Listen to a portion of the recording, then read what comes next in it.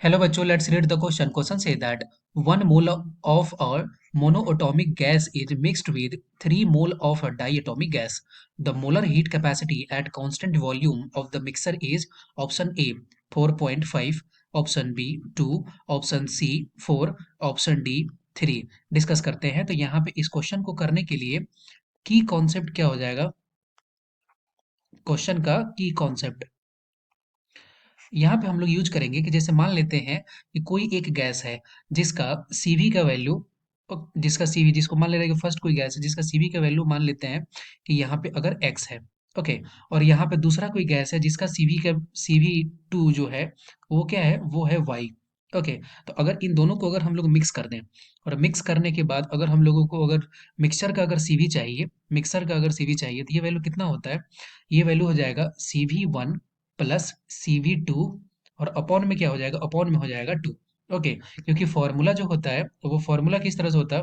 ये होता है N1 CV1 plus N2 CV2 और अपॉन में क्या हो जाएगा? अपॉन में हो जाएगा N1 प्लस N2। ओके। अब इस बेसिस पर अगर हम लोग इस क्वेश्चन को सॉल्व करें तो यहाँ पे हम लोग अगर देखें तो क्या क्या वैल्यू दिया हो इसको हम लोग समझते हैं। सबसे पहले बोल रहा है कि 1 मोल, इसका मतलब कि N1 इज इक्वल टू क्या दिया हुआ है? N1 इज इक्वल टू दिया है 1 और N2 इज इक्वल टू क्या है, जिसको मिक्स कर रहे हैं वो कितना दिया है? वो दिया है 3 मोल। तो ये हो जाएगा 3। N1 और N2 हो गया। अब हमें चाहिए CV1 और CV2। CV1 जो है वो क्या है? मोनो एटॉमिक गैस के लिए। तो यहाँ से लिख सकते हैं हम लोग CV1 is equal to, monoatomic है तो उसका वैल्यू किसके बराबर हो जाएगा? ये वैल्यू हो जाएगा 3R/2, 3R/2। और CV2 का वैल्यू जो डाई एटॉमिक के लिए क्या होता है? ये होता है 5R/2, 5R/2। इसको बस हम लोगों को पुट कर देना है और हम लोग यहाँ से क्या निकाल सकते हैं? यहाँ से हम लोग निकाल सकते हैं CV का वैल्यू। ओके। तो यहाँ पे अब ये जो टू टू जो वैल्यू है, अब इस क्वेश्चन के कॉन्टेक्स्ट में अगर देखें तो ये एक्चुअली में क्या होता है? N1 प्लस N2 होता है। N1 इज इक्वल टू 1 है, N2 इज इक्वल टू 3 है, तो यहाँ पे क्या हो जाएगा? यहाँ पे 4 हो जाएगा। तो अब हम लोग अगर CV निकालें अगर उस मिक्सचर का, तो ये वैल्यू क्या हो जाएगा? N1। N1 is equal to क्या है? ये है 1। CV1 का वैल्यू क्या है? ये है 3R/2 plus N2 is equal to क्या है?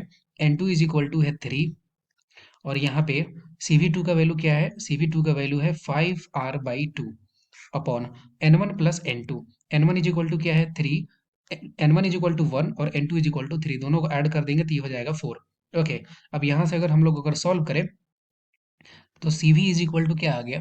यहाँ से अब हम लोग अगर सॉल्व करते हैं तो एलसीएम होगा इसका कितना हो जाएगा?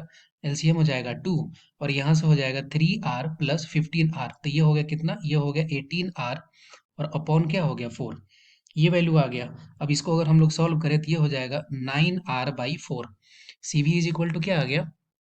CV इज इक्वल टू हो गया 9R/4। जब इसको अगर हम लोग फिर से अगर सॉल्व करेंगे तो CV इज इक्वल टू आ जाएगा यहाँ से 9/4। अब आर की वैल्यू को देखते हैं। आर जो है, आर क्या है? ये गैस कांस्टेंट है और इसका वैल्यू किसके बराबर होता है? 8.314 किलो जूल पर केजी पर मोल होता है। ओके। अब इस बेसिस पर अगर हम लोग देखें तो हम लोगों को किस में चाहिए वैल्यू? हम लोगों को चाहिए कैलोरी में। और किलो जूल और कैलोरी के बीच में जो रिलेशन होता है उसको अगर हम लोग फाइंड आउट करें तो आर का वैल्यू इस क्वेश्चन के कॉन्टेक्स्ट में क्या हो जाएगा? यहाँ से डिवाइड करना पड़ेगा हम लोगों को, 4.12 से डिवाइड करेंगे। ओके। तो ये वैल्यू अप्रोक्सीमेटली किसके बराबर हो जाएगा? ये 2 के बराबर हो जाएगा। इसका मतलब आर इज इक्वल टू यहाँ पे हम लोगों को 2 पुट करना पड़ेगा और जो वैल्यू आएगा वो किस में होगा? वो कैलोरी में होगा। अब यहाँ से CV इज इक्वल टू क्या आ गया? अब यहाँ से अगर कैंसिल करेंगे तो 2, 9/2 दैट मीन्स 4.5 कैलोरी। इस क्वेश्चन का राइट आंसर क्या हो जाएगा? 4.5, that means option A is the right answer.